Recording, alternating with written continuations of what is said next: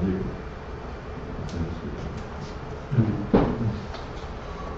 merci. Merci.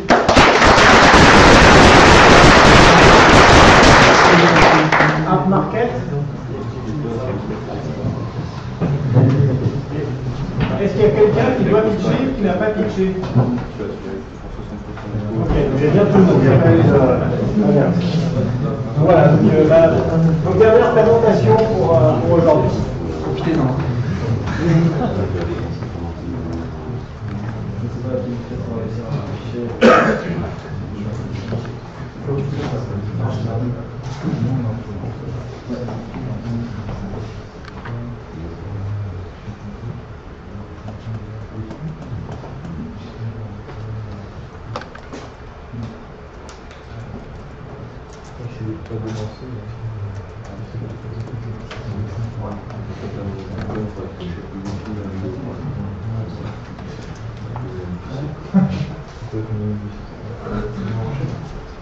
Ouais, bah oui, ça marchait bien.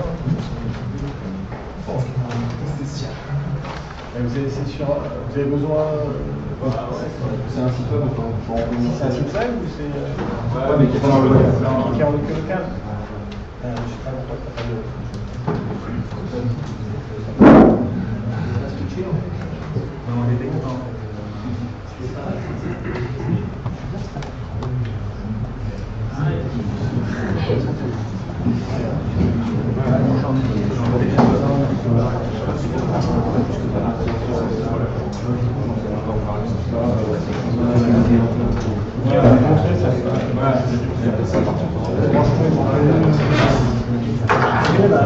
Ok, c'est parti.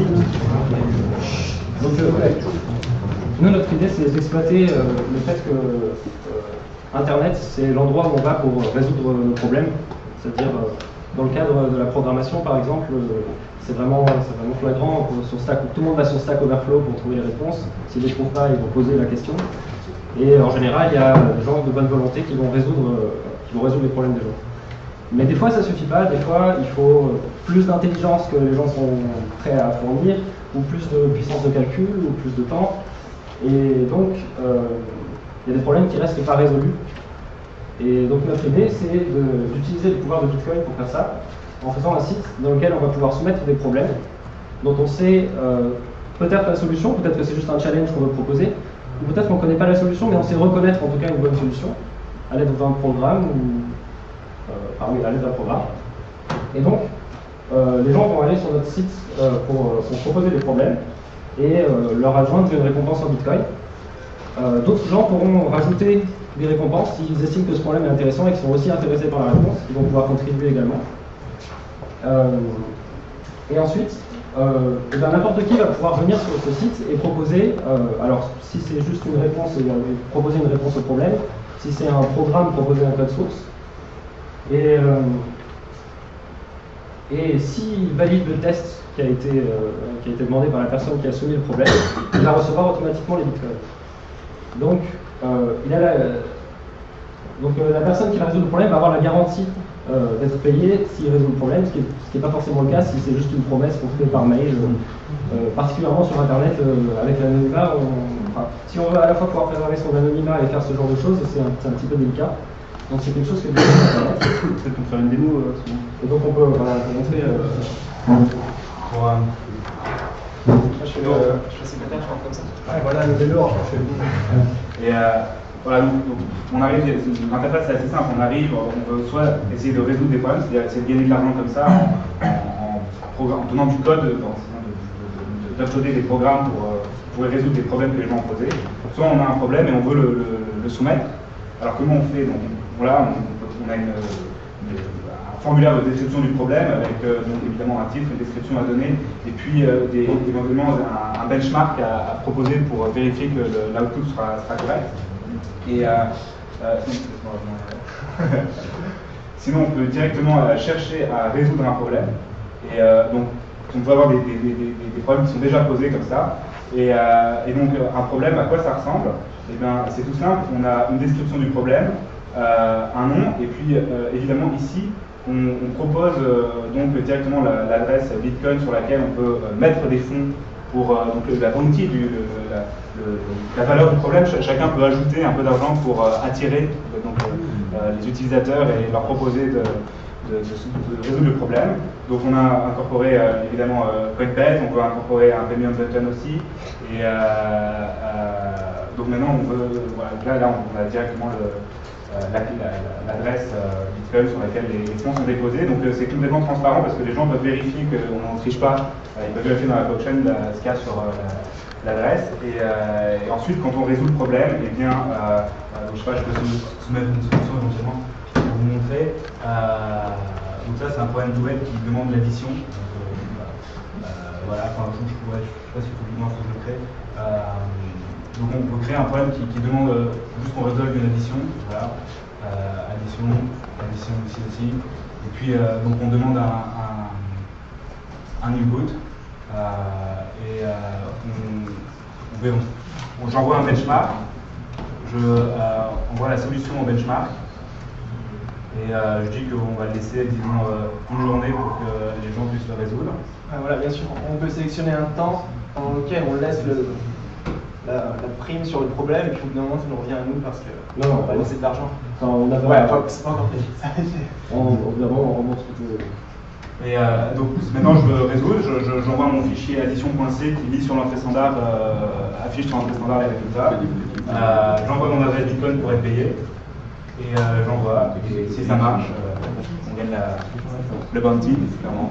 Et voilà, donc derrière, il y a des technos qui ne sont pas très évidentes parce que on va prendre un code qui vient de quelqu'un, on va le compiler chez nous, et il doit être exécuté donc chez nous pour vérifier donc il y a des questions de sécurité qu'on a traitées là-dedans parce qu'il faut vérifier que le code ne fait pas n'importe quoi, en particulier comme il est sur notre serveur, il ne faut pas qu'il aille chercher à droite à gauche nos clés privées. Et si tu as quelque chose à ajouter. Moi, je veux juste ajouter que pour l'instant, c'est centralisé. On a réfléchi à comment on pourrait faire pour que les gens n'aient pas besoin de nous faire autant confiance qu'ils nous feraient confiance dans ces circonstances. On n'a pas encore vraiment de solution satisfaisante, mais c'est quelque chose qu'on aimerait bien implémenter. Il y a peut-être des questions. Qui vérifie que la réponse est la réponse à la question? Alors c'est nous sur notre. Donc c'est vous.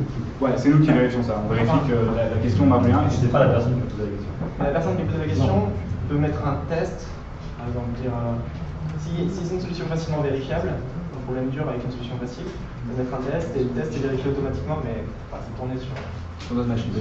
Par exemple pour l'addition, on peut supposer que la personne donne plein de nombres et puis il veut l'addition de tout ça.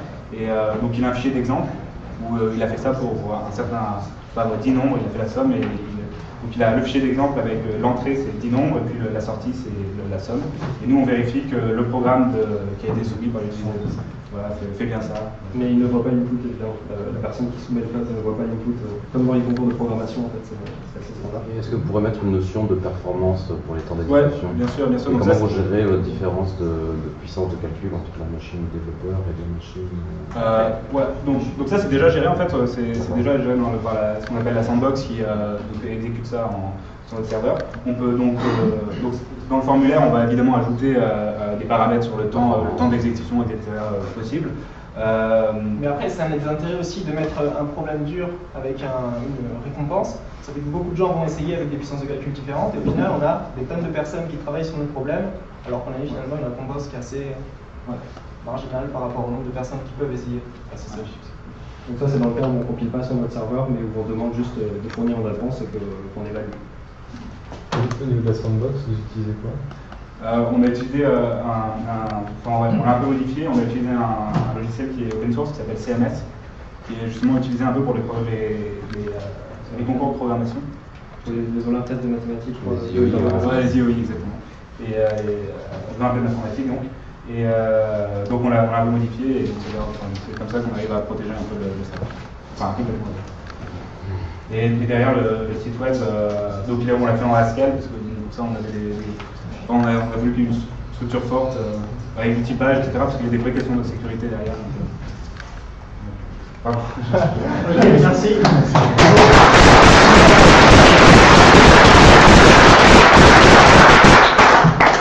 Bon, bravo, félicitations à tout le monde, en tout cas pour les projets. C'est vraiment pas mal de choses différentes, bonne qualité, et tout ça en moins de 48 heures. Donc, je suis plutôt impressionné par tout le travail qui a été réalisé. Le jury va délibérer pendant quelques minutes. Et puis après, on va conclure sur le hackathon. Donc,